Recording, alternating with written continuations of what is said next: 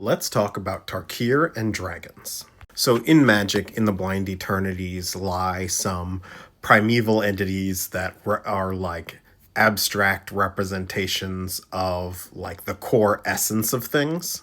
One such entity is the Dragon. The Dragon spawned a bunch of elder dragons on Dominaria. For those of you new to Magic, that is the original plane that we spent the first 10 years of Magic on. And the Elder Dragons being spawned is like the earliest known event. There was a big war called the Elder Dragon War, and by the end of it, only a handful of Elder Dragons remained. The two that have survived into the modern day, sort of, are Nicol Bolas and Ugin.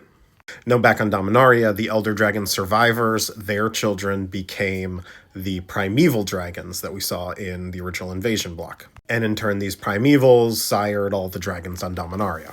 But Nicol Bolas and his twin Ugin were not on good terms. Nicol Bolas was jealous of his brother's planeswalker spark and sought one out for himself. Now, the way he tells it, his planeswalker spark ignited when he realized Ugin was a planeswalker.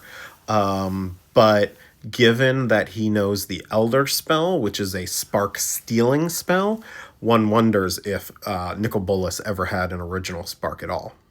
Regardless, once Nicol Bolas was a planeswalker, he and Ugin had a duel. Ugin's realm, this meditation realm, Bolas kills him and leaves him for dead here, but the power of the realm reforms him into Ugin the Spirit Dragon, the one we know today.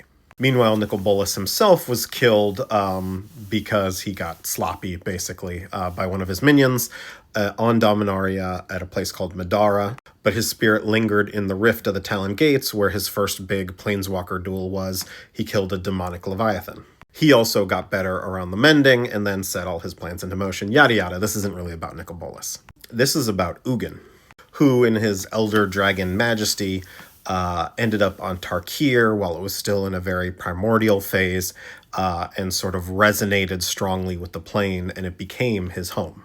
There was a lot of draconic energy there anyway, and Ugin's influence created these dragon storms.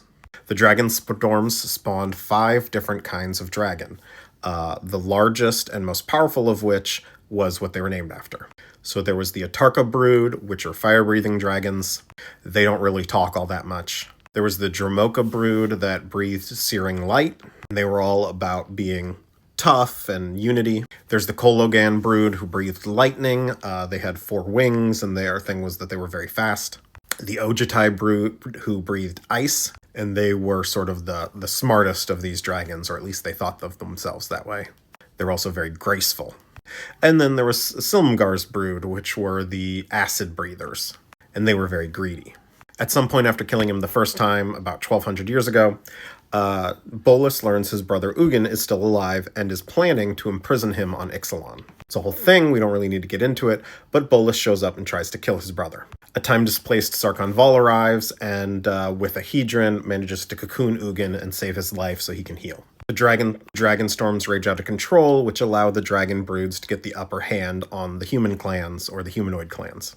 And each of the dragons supplants one of the Khans and declares himself the Dragon Lord.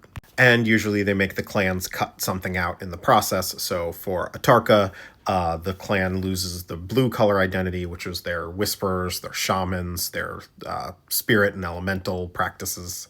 Dromoka makes them cut out black, their necromancy, their ancestor worship, and reorganizes them so that blood ties don't matter. No child is raised with their actual biological family. Kologan doesn't really require anything of them except to keep up, and in so doing, they end up losing, the Mardu end up losing their Bonza community over time. Ojutai over the Jeskai makes them lose red, and they become much more controlled, and also they lose their ability to use Ghost Fire, which was what they used to kill dragons in the past. Silumgar makes the Sultai lose green, and they just became pure, like, greedy dragons over top of this civilization where everyone's backstabbing each other to make their way to the top. Then the Phyrexian invasion happens, the Dragon Lords are weakened for the first time in a millennia, and 5 rebel leaders summon 5 spirit dragons using a ritual called the Storm Nexus ritual. These are sort of unmanifested draconic energy that each of the rebel leaders takes control of and instills like their values into, and so the 5 spirit dragons for the clans are born. The spirit dragons are not leaders of the clan, but they are sort of like the soul of the clan, if that makes sense. Highly respected because they are sort of representative of the pinnacle of what the clan should be. For the Jeskai, that is Shiko, Paragon of the Way. For the Abzan, that's Betor, Ancestor's Voice. For the Sultai, that's Tevel, the Balanced Scale. And I'm not positive if the Mardu and Temur dragon names are public yet. I think the Mardu is Nurev. But in any case, they serve as sort of embodiments of the clans. Now, what happened to the old broods? Some of them signed up with the clan that they had already lived and spent their whole lives with. You can see there's Mardu dragons here fighting with a Mardu attack. Obviously a Dramoka dragon. But also there are essentially 2 kinds of new dragons. There are wild dragons and other clan dragons. The clan dragons tend to be very similar to the original brood. So this is sort of like an Ojutai dragon. This is sort of like a Silumgar dragon. And this one's sort of like an Atarka dragon.